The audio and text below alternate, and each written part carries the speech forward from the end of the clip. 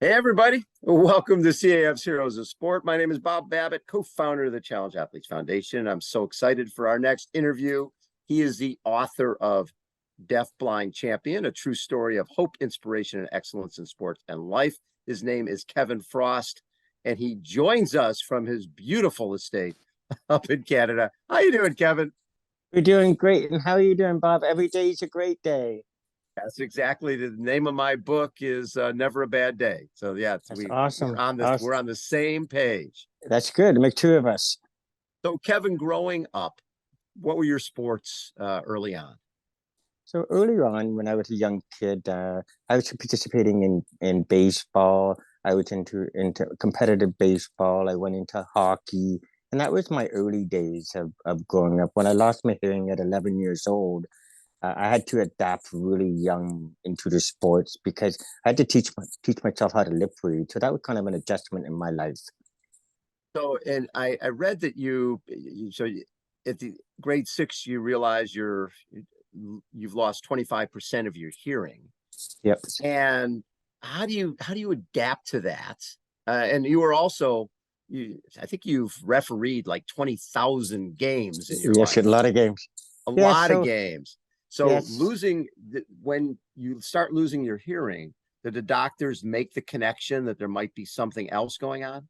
Yeah, well, it's really interesting. Glad you said that because my math teacher is how it all started. He said, Kev, I realize when I'm behind you, you don't talk, but when I'm in front of you, you kind of transpire uh, to communicate with me. I went to my hearing doctor, and my hearing doctor said, Kevin, what have you been doing for 11 years? I said, just being a kid. He goes, well, we put two and two together. You taught yourself how to lip read.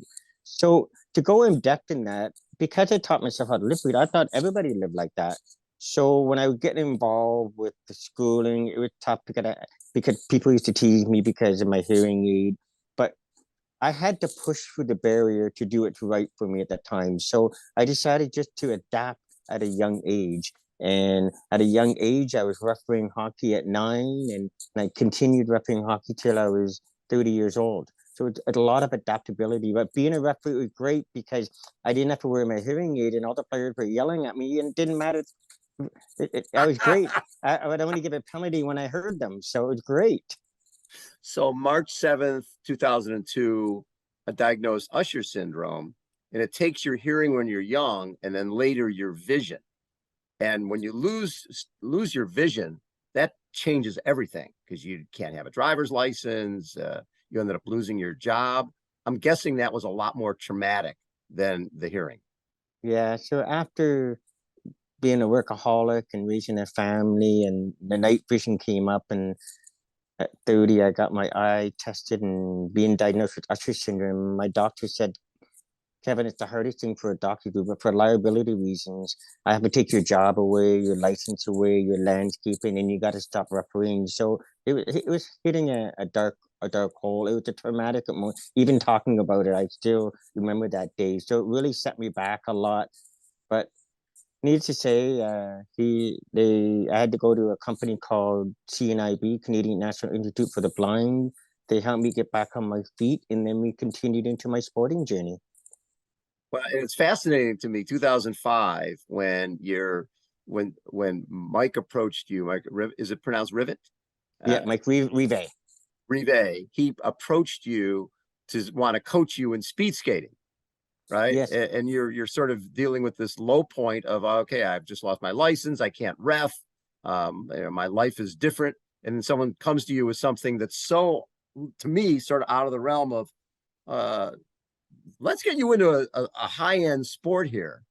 Even though your vision, you're challenged both visually and with hearing. Let's get you speed skating. What was your reaction when he said that? well, I just said kind of oddly when I lost my everything, Mike, I was always interested in speed skating and I'd love to try it. But he said, understand there'll be a lot of adaptability because if you do a disability, so little by little got involved in short track speed skating and got involved in long track speed skating and going at short track. My top speed for 45 kilometers an hour around short track, 110-meter track. You know what? I never got to hear or see the skaters, but I got DQ'd a lot. You're not allowed, but I learned to adapt.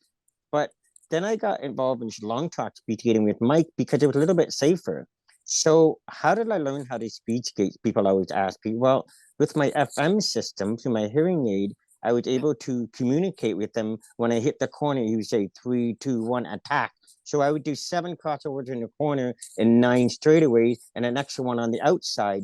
So I need to say I never got to hear the starter till they would lower their arm with an orange bang. I would never knew it in my last lap, and I didn't know what lap I was on. So with the FM system, we were able to coordinate how to create a system. So my top speed, my top coach clocked me at 56 kilometers an hour. So it's kind of a humbling experience, and it's been a great journey. And like I say, 25 years later, became a 3-time world champion in short and long track. Kind of a cool accomplishment. Well, now when you were speed skating, is it a time trial? Is it you against the clock? Yeah, so I started competing against able-bodied speed skaters because I Yeah. had to get blind speed skating recognized. So I started competing against able-bodied, and I went to 6 World Cups. So I went from 24th to 18th to 11th to 12th, and I finished 8th in the world against able-bodied. But in 2011, I got an amazing break to compete at the World Blind Championship. So it's kind of a fascinating experience to get to go there to represent your country and set all the world record and winning all the medals in short and long track. But at the end of the day, if being blind, I have to rely on my coach. I got to rely on every sport I do. I do rowing for Canada. I did track for Canada. I did tandem cycling for Canada. Cycling, yeah. So now I'm doing blind golfing. So it's kind of it's like a family sport. You got to trust your guides. 16 gold medals, 9 world records in blind speed skating, ranked 8th in the world against able-bodied master speed skaters. Yeah, That's it's kind pretty of amazing. well, like my coach said, he said you're hard on yourself, but what you've accomplished probably most in your shoes wouldn't be able to. You've gone so far in your life, and you've done so well with the able body, and you're doing well with the blind speed skating, short and long track. You've done so much in that sport, and he said, "Let's try a new sport," and that's why I tried blind golfing. What was the challenge with blind golf in the beginnings? I a good friend and a longtime CAF athlete, Jeremy Poinsono, talked about actually he created this great bond because his dad became his caddy.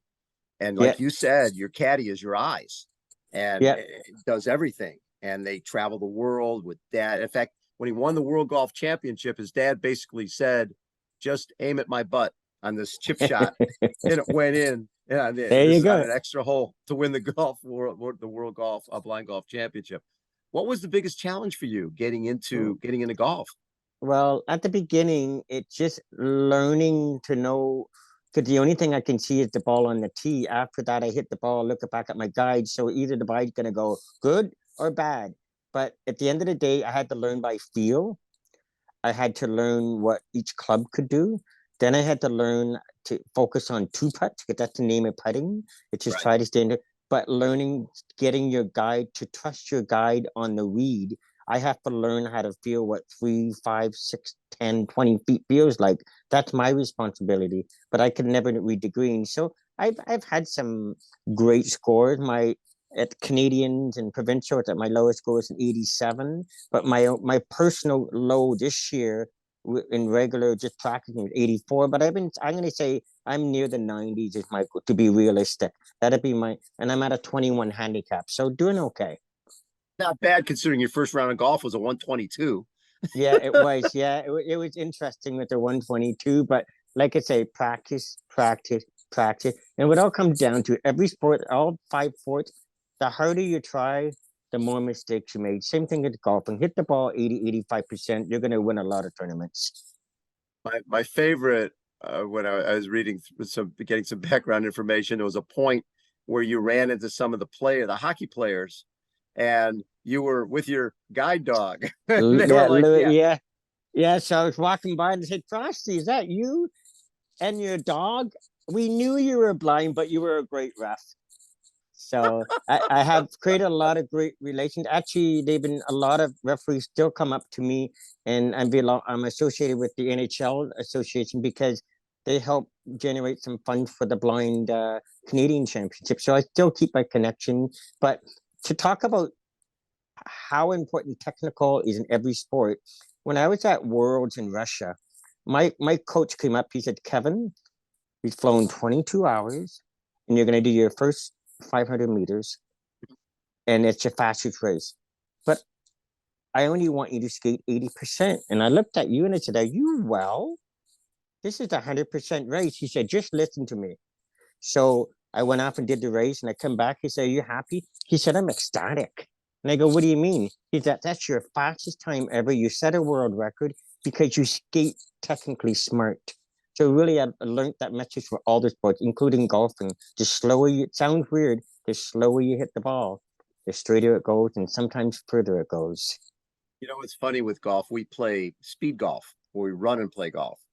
And what we learn over time was, you know, a lot of times people stand there and they wiggle and they take practice swings. When you just run up and you hit the ball and you're not Yeah, thinking about trying to get it near the hole, you're just yeah, trying to hit the big green, you're trying to hit the green, all of a sudden you play better.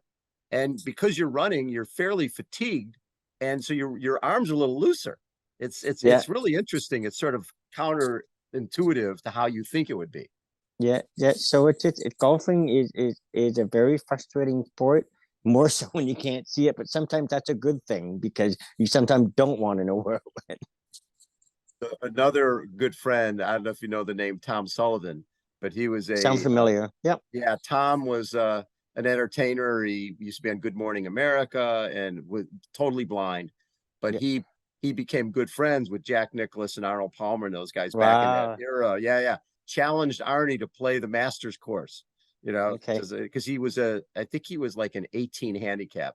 And Wow. Arnie's like, I can't play you, Tom. He said, but hey, I'm putting out the challenge. We're gonna play at midnight. So it's not like you're gonna have any advantage. We're playing in the dark. We're playing in my world. That's funny. That's Uh, funny. You know what? It's really interesting. In my rowing, my track, my speed skating, and tandem. I took the top athletes in able body and I put them in my shoes.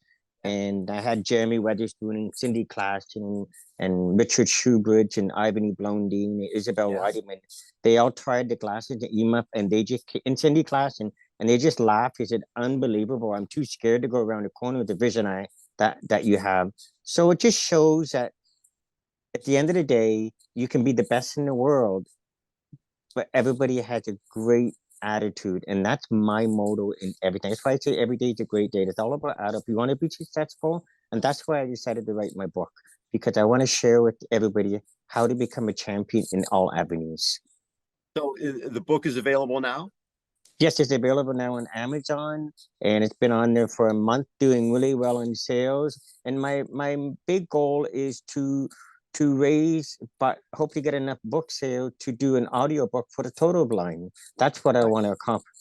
And then also the funds that are accumulated above it, I want to donate back to Canadian Guide Dogs, because I've had two service guide dogs, Nemo and Lewis. I wouldn't be here today if it wasn't for them. They've saved my life 6 times, being hit by cars. So I miss them dearly, because a month ago I had to, Lewis had stage 3 kidney disease, but I have to focus on what was best for him and get ready for my new dog. So in 2023, you're going to South Africa Yes, for Cape Town. Yep. The representing work. Canada again. Yeah, That's got to be yes. so cool. The blind golf world championships in South Africa. Yeah, so it's very cool. It's a great experience. And like I say, it's a different atmosphere because we all know when we're practicing, we play better. So you got to get mentally prepared to when you're playing at that level, because lots can happen in one hole. And I also read somewhere that you've helped 29 deaf children hear again. Yeah, so during my year when I was after I got diagnosed, I always wanted to do missions to help deaf kids. So I chose Yes. to go down to Mexico, and I helped in Nicaragua. So what I did is I went into the Mayan villages to find the deaf children. I would arrange to get the their audiologist hearing test. I'd come back to Canada, and I also belong to the Lions clubs. So I'd come back, raise some money. I'd work at getting the funds Then I would work with the hearing aid company. Then I'd work with the Mexican embassy to get the hearing aid back to the right people so they could get the hearing aid, but also line up the audiologist and speech therapist for them. So it's been a great journey, and that everyone that I helped with phenomenal. But I remember there's a man that was 55 years old, and his wife came up and she points at my ear, and there was a translator there, and he said, "My husband hasn't heard for 55 years." I said, "Wait a minute, you might be the first time." She goes, "What do you mean?" So I took my hearing aid, and I know how hearing aids work. So I pushed my mold into his ear. He started crying because that was the first time he got to hear. And he just looked at me and hugged me. And then I asked his wife, "Can you kind of translate in Mexico? What do you want?" I was wearing a Canada hat. He said, "I Yeah. want that hat." And I gave it to him.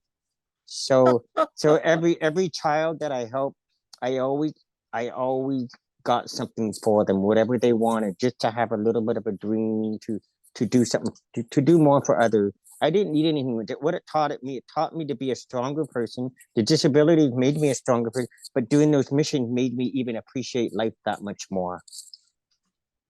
How have things changed over the years in terms of advancements for people dealing with hearing issues and visual impairments? You know what? Great question. They have got better. So I always say in the hearing world, your hearing is normal. I have a hearing aid world, and then there's the cochlear implant, which is the digitized world. So they have come a long way, Yeah.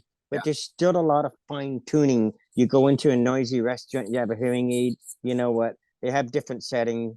Sometimes don't work. I just take them out. So they've gotten better, and not everything perfect, but so it in fairness, it's gotten better, but it's all about adaptability. And I talk about that in my book. It's about adaptability. I talk about what to change it. I talked about the people, how to get out of a depression, how to push through the barrier, how to be a champion when you're low. What, when you look back on really your amazing journey, what do you look at as the lowest moment for you? I think the lowest moment would be when Dr. Harding said, "I have to take your license, your job, and your refereeing." And that was, I still have group, like, Yeah. just I can feel it in my heart. Like it comes right back. Like it just I thought, who's gonna pay my mortgage? Who's gonna pay my bills? What am I gonna do now if I lose all my vision, all my hearing? And it still can happen. Like as I have 3% now and 9% hearing, so it's reality sinks in. But I decided to do the best that I could with what I have. So as a father, what message do you give your kids, Madison, Montana, and Mitchell? I said, you know what, guys? Every day is a great day. Remember, there's always two sides to this, every story that you're gonna experience in life, relationships, and anybody, and never to give up. And when you fall down, you may fall down 100 times, get back up, and you'll be able to push through it. And always be positive. Every time you receive a negative, get back a positive. The karma works in your favor. The giving works in your favor. And the more you do that, the better life will be. How did you connect with Challenge Athletes Foundation over the years? So over the years, when I was in the rowing world, Peter Morrell, he was a rower, and when I was doing the rowing for 5 years with the four, I was on a four boat, a quad boat, Uh-huh. and he said, "Frosty, you should, you're moving up there, and you're doing like quite well. Why don't you check the Challenge Athlete?" And I said, "Well, what's the Challenge Athlete Foundation?" But you know what? Unbelievable. The Challenge Ethics Foundation, it's been one of the main reasons why I'm able to do what I can. And every year, I'm trying to remember all the names, but the gentleman I deal with now is Patrick, and there's Yep. many more before, and they were all phenomenal, and they've been there all the way. And I appreciate what the Challenge Athlete Foundation had done. And in my book, there's like a little thank you. I thank you to the people who and the Challenge Athletes Foundation, along with Patrick, and I dealt with him with the longest. So it's just important to remember the people who got you there, and it's all about teamwork because you know what, you have to reach out to many to get your goal, to get where you want. And the Challenge Athletes Foundation, it was able to pick up the pieces, and when I asked every year, they've been there from all sports, and I just can't thank enough for the challenge athlete for what they've done. So kudos for the Grazing organization for supporting my journey. But what I love is the fact that, we support athletes in 104 different sports, and I think you've done all 104 of them. Well, you know what's funny? I went to a bond spell in the curling, and I sold 6 books, and a Navan Lions man said, "You ever thought of curling? Because I know to be on the ice." So I'm gonna share you a funny story about this. Yeah. About 5 years ago, I had one of the Ottawa top coaches who daughters on the Canadian curling. He said, "Would you like to go try it?" I said, "Sure." So we went to the curling venue, and he said, "This is what you got to do. You have regular running shoes. You're not gonna, you'll probably slide out, but push your rock off and get it down." So I push the rock off, and he starts laughing his head off. I go, "What's so funny?" He said, "You're not gonna believe it, but you got it right in the bullseye in the blue." And I never. So needless to say, it was a funny moment with no proper say. Who knows? Because speed skating is kind of fading out, I might decide to jump on the ice to go curling. It might be a venue I might look. It's a Paralympic sport. Why Yeah, I not? know. So who knows? So you know what? Anything possible. But at the end of the day, what's most important to everybody, all disabilities, all athletes, whatever you're doing, you can never give up because you're gonna. I always say, fail fastward, forward. When you get that message going in there, I guarantee you're gonna be stronger than ever. Trust me, I have had a lot of falls, a lot of injuries, a lot of ups and downs mentally. But at the end of the day, I always try to remember all the positive things, all the things that I accomplished, and all the people that support me. And the Challenge Athlete Foundation was there for me to during that journey. So remember, all the athletes who are participating in every sport with the challenge, remember to say thank you for the Challenge Athlete Foundation. I always feel that people underestimate the power of sport. And looking at you and looking at everything behind you, sport is a huge part of your life and has really helped you overcome everything you're dealing with. Yeah, and you know what? It's my therapy. My gym is my therapy. My sports is my therapy. It's like Yep. that's kind of like a full-time job for me. But but on the way, I've met so many wonderful people, and I've inspired. So that's why I decided to write the book, because I want to pass that message on to the next generation and to any of the blind or any disabled athlete who's having a tough time getting out of their rut. My book will get you out of that rut. I promise you. And I continue to do TED Talk, TEDx Talk. I've done over 356 presentations around the world. And every presentation, I learn something new. And that's just like every sport that you do. Kevin, first of all, thank you so much for taking time to chat. The book is called Deaf Blind Champion, a true story of hope, inspiration, and excellence in sport and life. And the book is available on Amazon. The author, Kevin Frost, has been kind enough to spend his time with us. Kevin, thank you for representing CAF and being such a great role model. And thank you, and God bless everybody. Everybody remember, every day is a great day. Love it. Kevin Frost has been our guest. This has been CAF Heroes of Sport. Thanks so much for tuning in, everybody. We'll catch you next time. See ya. Take care.